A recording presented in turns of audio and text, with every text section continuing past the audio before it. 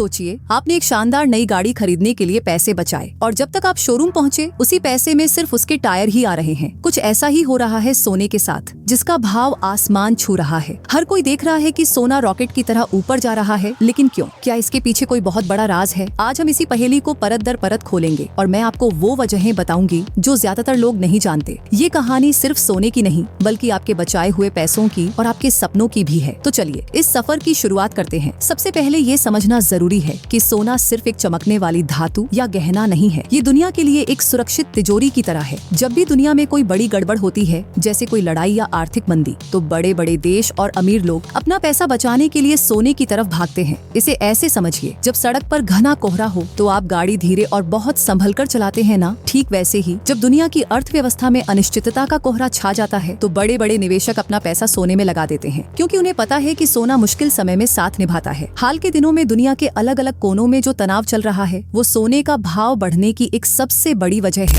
अब आते हैं दूसरी ओर, सबसे दिलचस्प वजह पर, जिसके बारे में बहुत कम लोग बात करते हैं। वो है दुनिया के बड़े बड़े केंद्रीय बैंकों की सोने की खरीदारी। हमारे रिजर्व बैंक ऑफ इंडिया की तरह ही दुनिया के सभी देशों के अपने अपने बड़े बैंक होते हैं। चीन, रूस और यहाँ तक कि भारत का रिजर्व बैंक भी पिछले कुछ समय से लगातार सोना खरीद रहा है। सोचिए, जब इतने बड़े बड़े खरीदार बाजार में उतर आएंगे तो किसी भी चीज का दाम तो बढ़ेगा ही ना। ये बैंक ऐसा इसलिए कर रहे हैं ताकि वो अपनी अर्थव्यवस्था को किसी भी आने वाले संकट से बचा सके। ये ठीक वैसा ही है जैसे हम अपनी गाड़ी में एक अतिरिक्त टायर रखते हैं ताकि पंचर होने पर परेशानी न हो। लेकिन एक सवाल मन में आता है, क्या सोना हमेशा ऊपर ही जाता रहेगा? क्या ये एक ऐसा हाईवे है जिस पर कभी ट्रैफिक जाम नहीं लगता? यहीं पर कहानी में एक और मोड़ आता है जिसका नाम है अमेरिकी डॉलर। सोने और अमेरिकी डॉलर का रिश्ता 36 का आंकड़ा जैसा है। इसे दो गाड़ियों की रेस की तरह समझिए। जब एक गाड़ी यानी डॉलर थोड़ा धीमा होता है तो दूसरी गाड़ी यानी सोना रफ्तार पकड़ लेती है। जब अमेरिका बहुत ज्यादा नोट छापता है या उसकी अर्थव्यवस्था थोड़ी सुस्त पड़ती है तो डॉलर की कीमत कम हो जाती है। ऐसे में दुनिया भर के निवेशक डॉलर से पैसा निकालकर सोने में लगाना ज्यादा सुरक्षित समझते हैं, जिससे सोने की मांग और दाम